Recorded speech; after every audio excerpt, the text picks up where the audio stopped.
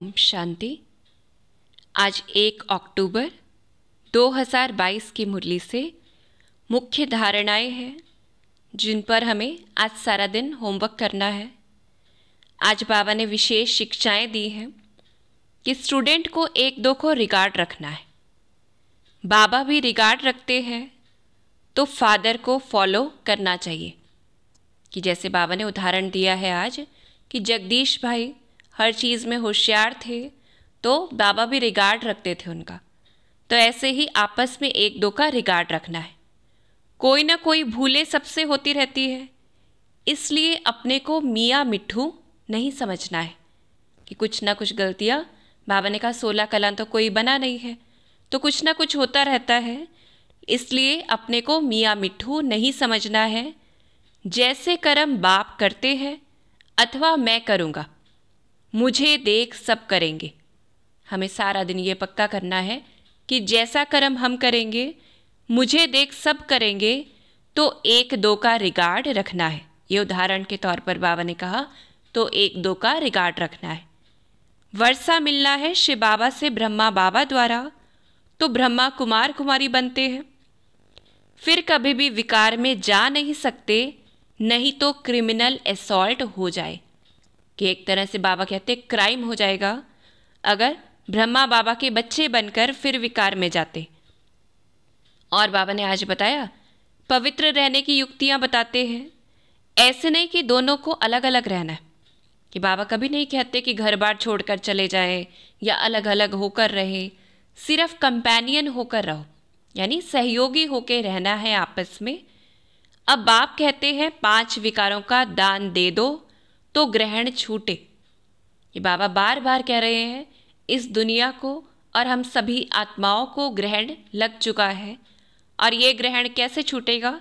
जब हम 5 विकारों का, अपनी बुराइयों का दान दें। लेकिन कई दान देकर फिर वापस ले लेते हैं तो छूटता नहीं है। यानी जो कमी हमने बाबा को दी वो हम यूज़ करते रहते हैं फिर से, तो वो छूटती नहीं है। बाप को याद करो, यह पक्का करना चाहिए कि हम आत्मा परमात्मा की रूहानी आशिक है। हम आत्मा परमात्मा की रूहानी आशिक है। तो आशिक को तो याद भी नहीं दिलाना पड़ता कि याद करो, लेकिन बाबा फिर भी हमें कहते कि ये पक्का याद करो कि हम आत्मा परमात्मा की रूहानी आशिक है। हर एक इंडिपेंडेंट अर्थात स्वतंत्र पुरुषार्थ करता है पद पाने के लिए। तो इस पर भी हमें ध्यान देना है। कोई कहे हमने इनके साथ बैठकर पुरुषार्थ किया, इनके साथ मिलकर पुरुषार्थ किया, तो बाबा कह रहे हैं हर एक स्वतंत्र है और हमारा हर एक कर्म भी स्वतंत्र है और उसका फल भी स्वतंत्र है। तो हर एक इंडिपेंडेंट पुरुषार्थ करता है पद पाने के लिए। और बाबा ने कहा आत्मा को जगाना होता है। तुम बच्चे सदगति में जाने के लिए बिल्कुल चुप रहते हो कि एक तो आत्मा को जगाना है। जागती कैसे है आत्मा? जितना जितना जो बाबा के द्वारा दिए गए थॉट्स कहे, विचार कहे, उनको हम स्मृति में लाते हैं। यानी स्मृतियाँ जितनी हम रखते हैं तो आत्मा जागती जाती है कि मैं कौन हूँ, मैं क्या कर रही हूँ, मैं शरीर के द्वारा कर्म करा रही हूँ। ऐसे ऐसे खुद को जगाना है। और बाबा ने कहा सदगति में जाने के लिए क्या करना है? चुप रहना है। चुप रहना मतलब अंदर से विचारों को चुप करके बाबा को याद करना है। और बाबा कहते तुम एक दो को सहयोगी बन इस नई यात्रा पर बाप की श्रीमत पर चलते रहना। कि एक दो का सहयोगी बनकर इस नई यात्रा पर बाप की श्रीमत पर चलते रहना है, क्योंकि दूसरी दुनिया दूसरी तरफ जा रही है। तो जो बीकेज हैं उन्हें आपस में सहयोगी बनकर एक डायरेक्शन में चलते रहना है, बाप की श्रीमत पर चलते रहना है। सारा मदार है बुद्धि की यात्रा पर। तो बाबा कहते अचल अडोल अंगद की तरह बनना है, क्योंकि ये सारी ही यात्रा बुद्धि की है, बाहर से कोई यात्रा नहीं है। तो अचल अडोल अंगद की तरह बनना है। तो मम्मा ने इसमें कहा है कि जब तक अपनी प्रैक्टिकल जीवन में कर्म श्रेष्ठ नहीं बने हैं, तब तक कितनी भी मेहनत करेंगे पूरा लाभ नहीं प्राप्त कर सकेंगे। तो हमें अटेंशन देना है, क्योंकि हम इस समय प्रैक्टिकल जीवन बना रहे हैं और चेक करना है क्या हमारे कर्म श्रेष्ठ बने हैं। और बाबा ने सेवा के लिए पॉइंट्स दी है कि लोग कहते हैं कि ब्रह्मा कुमारी इसके लिए क्या कहते कि स्त्री पुरुष को भाई बहन बनाते हैं। तो बाबा ने कहा युक्ति से ये बात समझानी है कि परमात्मा के बच्चे तो सब हैं, क्योंकि परमात्मा के आगे तो सभी कहते हैं तुम माता पिता। तो बाबा के बच्चे बनेंगे तो वर्षा प्राप्त कर सकेंगे। और बाबा ने कहा माताएं बैठ पति को समझाएं, इसमें बड़ी हिम्मत और निर्भयता चाहिए। तो सभी को एक दो को समझाना है। और बाबा ने सतयुग के नज़ारे दिखाए कि सतयुग कैसा होगा। हमें उस दुनिया को याद करना है कि वहाँ कोई भी अपवित्रता नहीं होती है।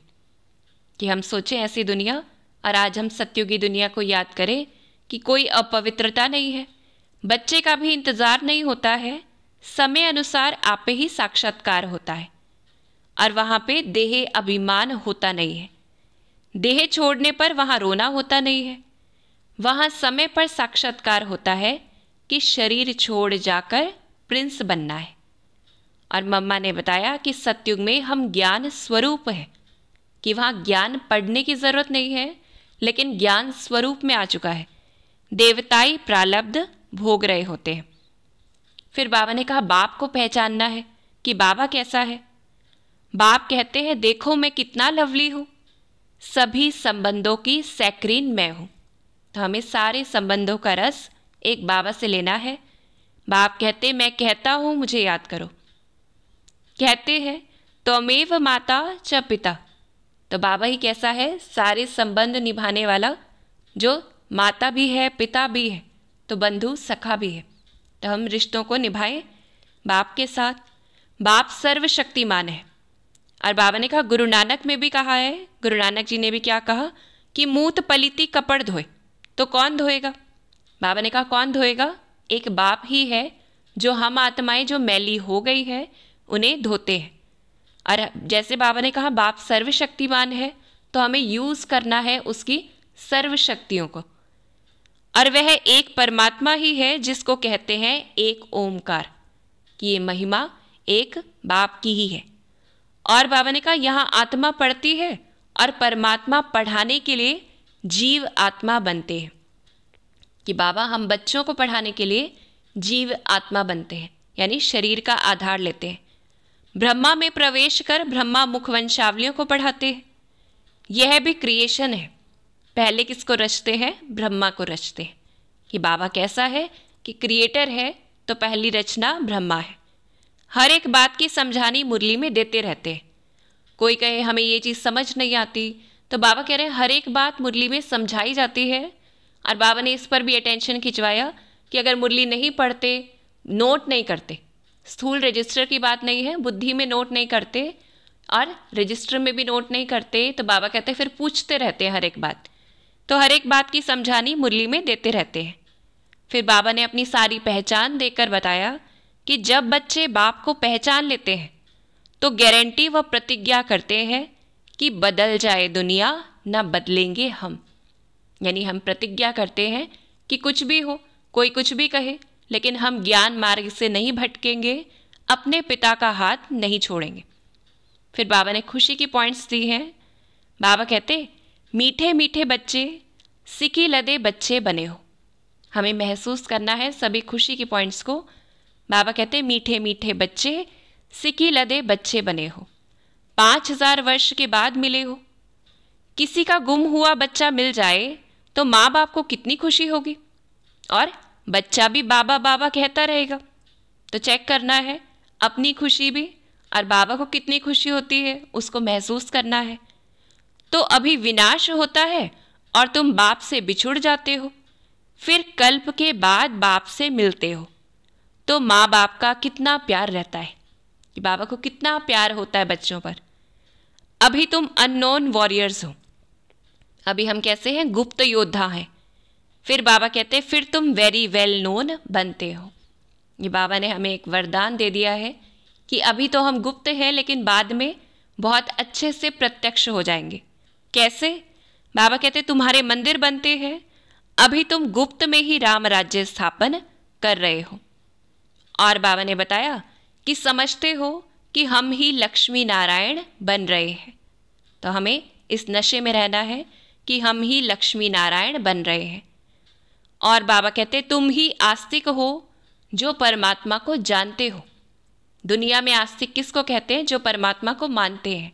लेकिन बाबा कहते तुम ही आस्तिक हो जो परमात्मा को जानते हो। अभी तुम धन के बने हो, कि उस धन के यानी बाप के बने हैं। इस समय अपने सारे विराट ड्रामा के आदि मध्य अंत को जानते हैं कि आदि में हम कौन थे, कहाँ से आए।